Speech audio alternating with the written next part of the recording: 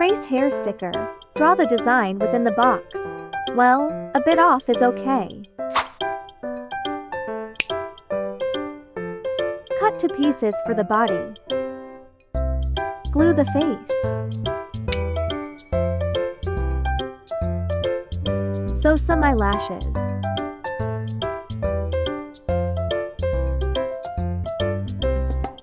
I'm using transparent beads so the eye blings.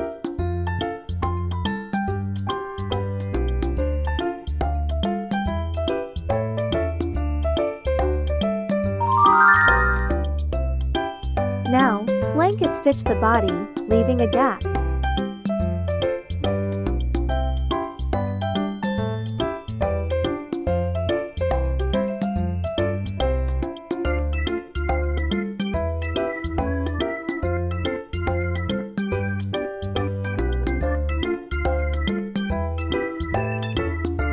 Fill it with some cotton fillings.